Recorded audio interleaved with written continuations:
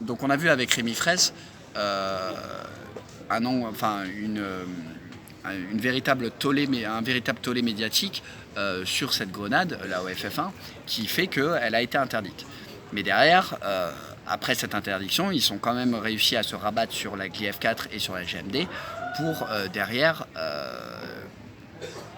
pour continuer en fait à utiliser des armes de guerre, hein. Je veux dire concrètement, elles sont classifiées là-dedans, pour continuer à utiliser des armes de guerre dans le cadre du maintien de l'ordre. Et ça, malheureusement, c'est un truc qu'on va continuer à voir. Parce que même si aujourd'hui, on arrivait à faire interdire la GLIF4 et la GMD, elle serait remplacée par un autre type d'explosif. Parce que le problème, c'est que c'est la doctrine même du maintien de l'ordre en France qui pose problème. C'est le principe qu'on va régler les conflits sociaux non pas par le dialogue, non pas par l'écoute du peuple, mais par la répression et par la violence. Et ça, tant que ce sera le cas, on aura beau faire interdire les trucs, on aura beau faire des réformes et des trucs comme ça, ça ne changera pas. Parce que c'est la doctrine du gouvernement qu'il faut changer complètement. Et ça, malheureusement, ça va passer par un changement complet du gouvernement. Hein. Parce que je pense que Macron sera incapable d'admettre son erreur et lui et Castaner et tous les autres, hein, continuera dans sa lignée, ne serait-ce que par fierté. Parce qu'effectivement, il est dans cette idée de c'est moi le plus fort et compagnie. Sauf qu'il est en train de mener le pays à sa perte. Et malheureusement, il ne faudra pas s'étonner quand il y aura une révolution. Tu dis que c'est une arme de guerre. Est-ce que les autres pays l'utilisent, le GLIF4 ? Alors, il y a des pays qui utilisent la GLIF4 dans des cadres très précis. En France, c'est quand même le seul... et alors, ils sont très rares. Hein. Je crois qu'il y a la Grèce et la Hongrie, il me semble. Et la France, c'est quand même le seul pays où c'est utilisé de façon aussi décomplexée. Et quand je dis décomplexé, c'est pas par hasard. C'est-à-dire qu'aujourd'hui, la violence, c'est vraiment décomplexé. Dans le sens où, à une époque, quelqu'un qui se faisait matraquer, c'était considéré comme étant inadmissible.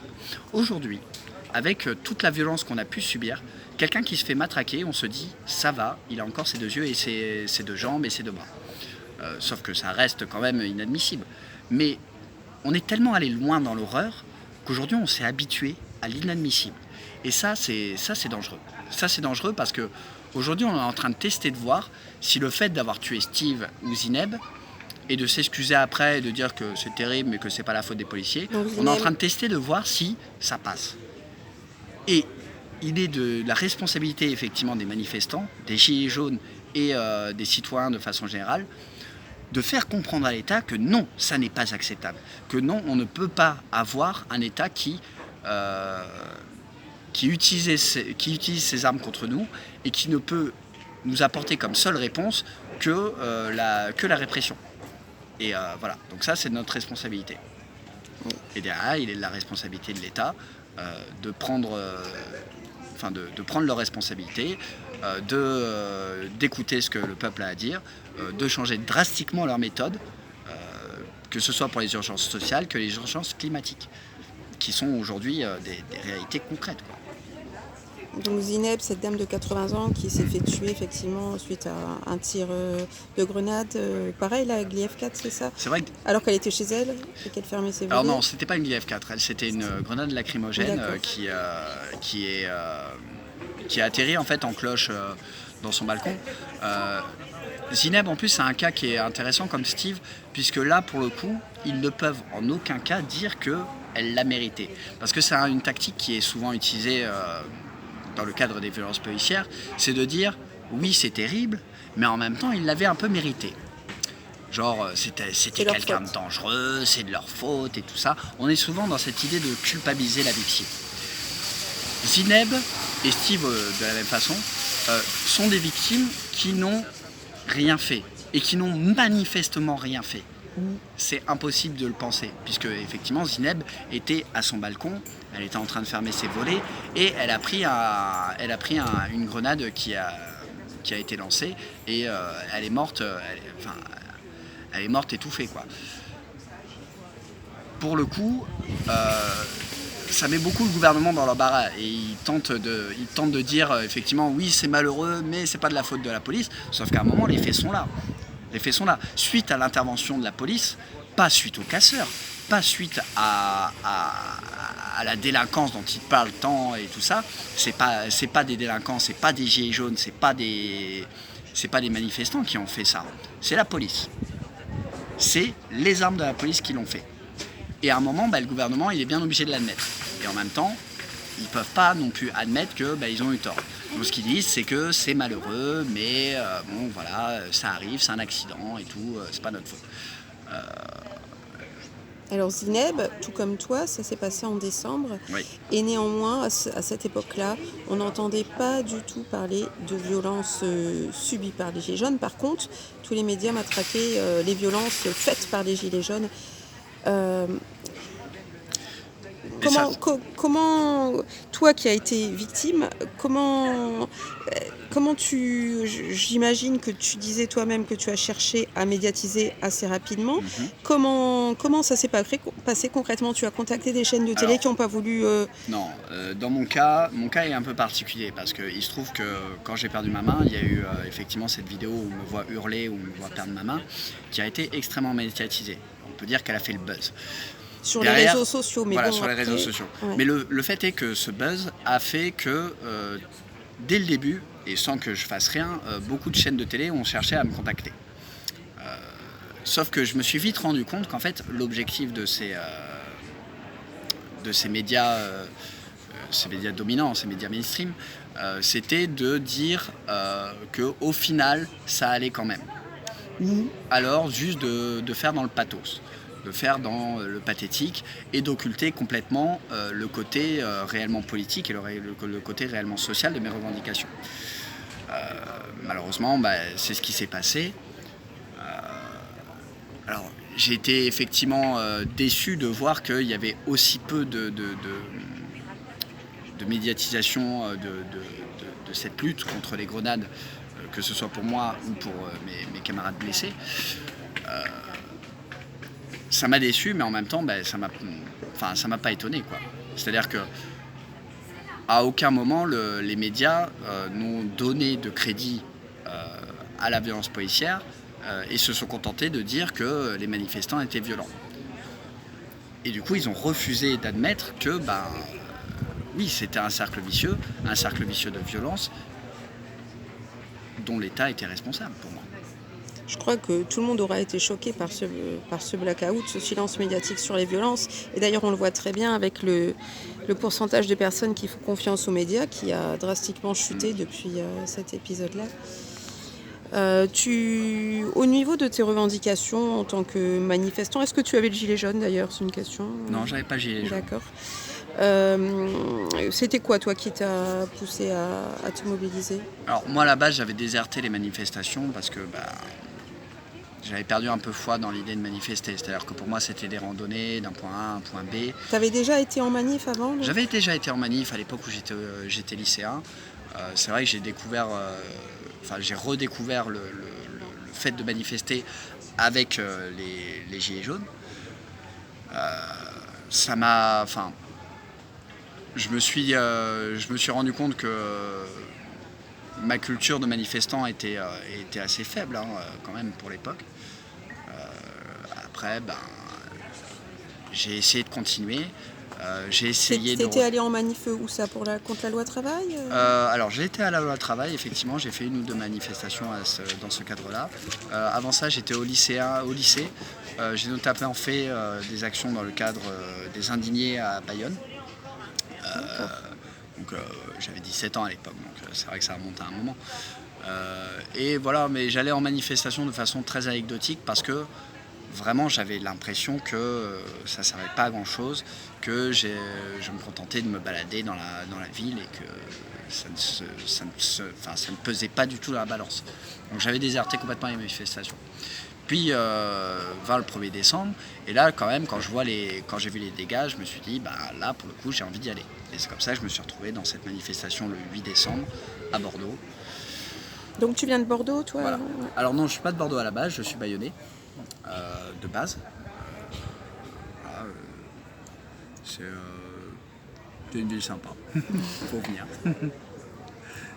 Et ça se passe comment, les Gilets jaunes, dans ton coin? Il y a des assemblées populaires? À Bordeaux, ouais, il y a pas mal d'assemblées populaires.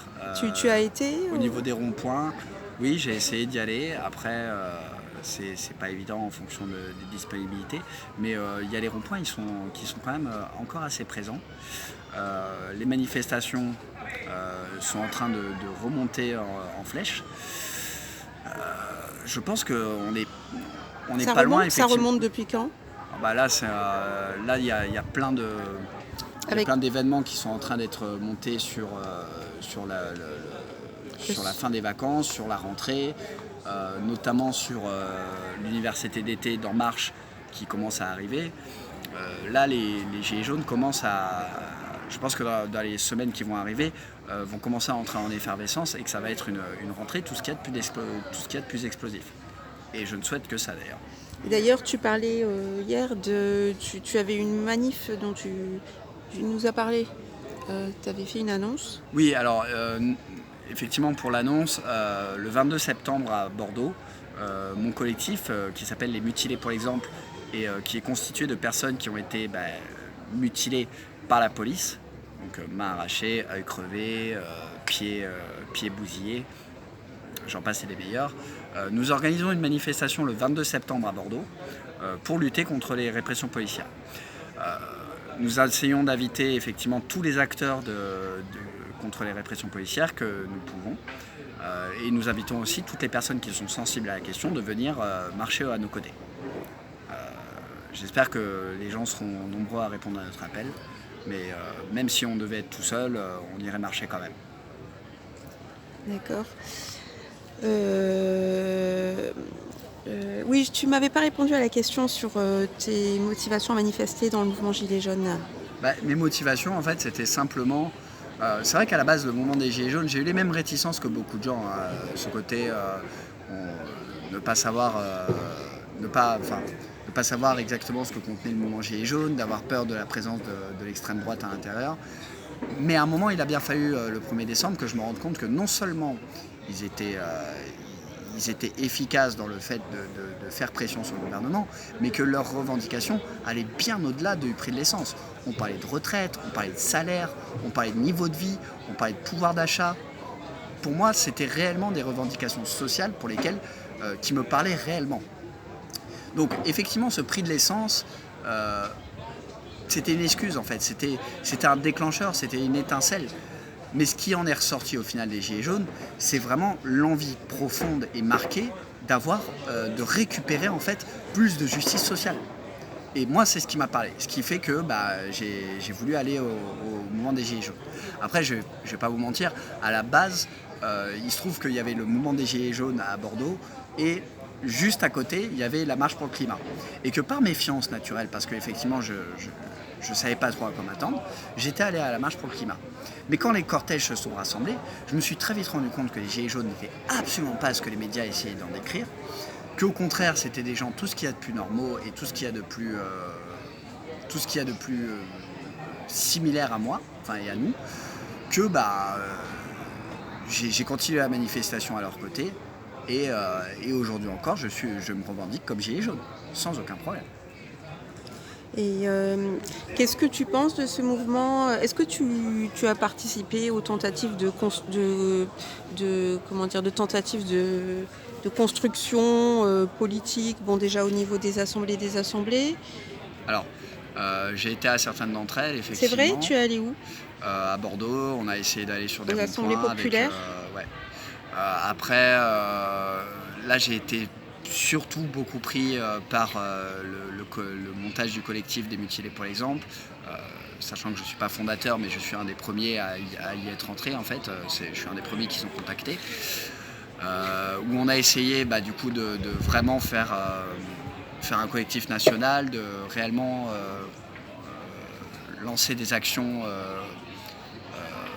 contre ces répressions, avec tous les obstacles en fait d'organisation et les obstacles psychologiques, parce que c'est quand même une assemblée faite de personnes qui ont subi des violences très graves, très, très fortes.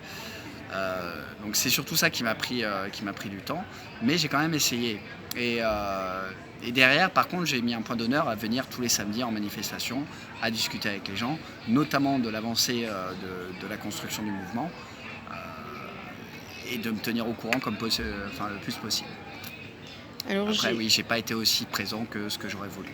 Oui, bon, je pense que personne ne va te culpabiliser là-dessus. Et j'avais rencontré peut-être c'est quelqu'un de ton groupe, un mutilé qui disait qu'il avait fait une action contre une usine d'armement, je crois. Alcetex, oui. Alors Alcetex, j'ai pas pu y aller parce que effectivement j'avais des rendez-vous à ce moment-là pour ma rééducation, donc j'ai pas pu y aller faire cette manifestation. L'idée c'était de bloquer l'usine d'armement qui fabriquait les Gli F4. Alors ça a été une action qui a quand même marché. C'est votre groupe qui l'a initié cette action? C'était effectivement notre groupe qui l'avait initié. Après on n'était pas tout seul, hein. Il y avait d'autres manifestants. Dans l'ensemble quand même, la plupart des manifestants ont été arrêtés par la police. Il fallait s'y attendre. Mais on a quand même réussi, malgré tout, à bloquer l'usine pendant une journée entière, enfin une journée ou deux. Et rien que ça, déjà c'est déjà en soi une victoire symbolique. Malheureusement, ça n'empêche pas qu'aujourd'hui, on continue à acheter ces grenades en masse. Là, récemment, il y a une commande de 40 000 grenades qui a été faite. Des chiffres énormes, quoi. Vraiment, c'est aberrant, mais bon. Ouais, tout à fait. Tout ça, ça nous laisse sans voix.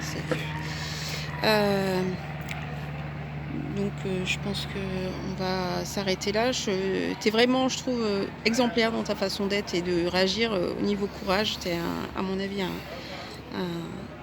Vous savez, quand on n'a pas le choix, c'est moins dur. Ouais. Parce qu'il n'y a pas le choix. Ouais. Mais bon, tu te bats, ce qui est vraiment pas facile, effectivement, et que tout le monde ne peut pas faire non plus, d'ailleurs. Voilà. Merci beaucoup pour m'avoir accordé du temps.